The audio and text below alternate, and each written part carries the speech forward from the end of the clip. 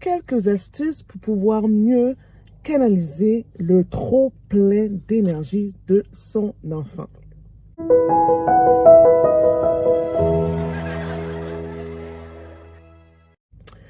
Bonjour, mon nom est Kim d'Éducamour et dans cette série, je vous présente des astuces, des conseils pour pouvoir mieux canaliser le trop-plein d'énergie de votre enfant.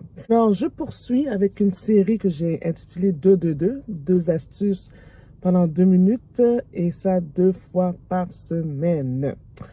Alors, je vais vous présenter 2 autres et pour les autres astuces ou les autres conseils par rapport à le trop-plein d'énergie, je les ai mis en dessous, ou je vais les mettre, excusez-moi, je vais les mettre en dessous de cette vidéo pour que vous puissiez aller les voir.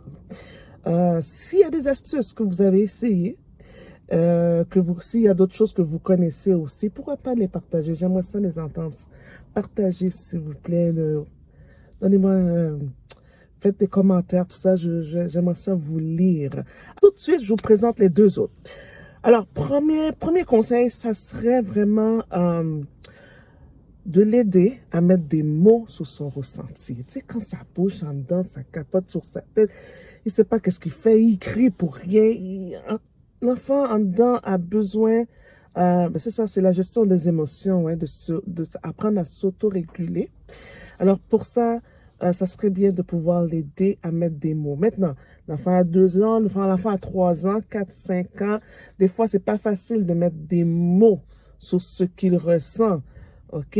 Alors, ce qu'on peut faire, c'est peut-être avoir des images au soi-même, de lui dire, de lui montrer, regarde, je te sens comme ça, je te vois comme ça. Moi, quand je suis comme ça, mais c'est parce que je suis énervée, c'est parce que je suis stressée, c'est parce que j'ai mal. Donc, tu vois, l'aider à mettre des mots sur ce qui se passe à l'intérieur, sur les ressentis. Donc, c'est un travail qui se fait, mais au moins ouvrir ce dialogue-là va pouvoir aider votre enfant à mieux s'autoréguler. La deuxième astuce, c'est de répondre à son besoin de sécurité. Certains enfants ont besoin que l'adulte se rapproche d'eux, que l'adulte les prend à ce moment-là pour pouvoir les calmer.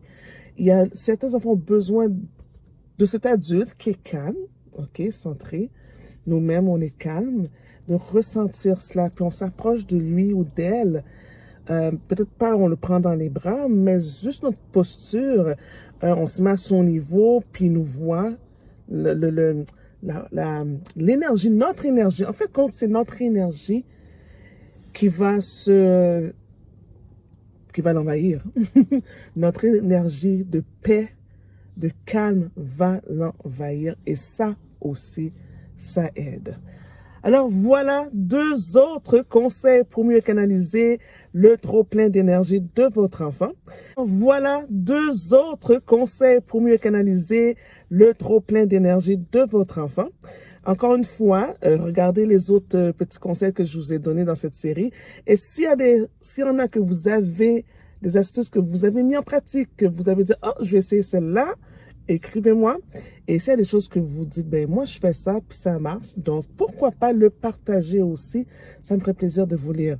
Je vous ai parlé du 23 juin, où je vais vous offrir un atelier de formation sur l'agressivité des jeunes enfants.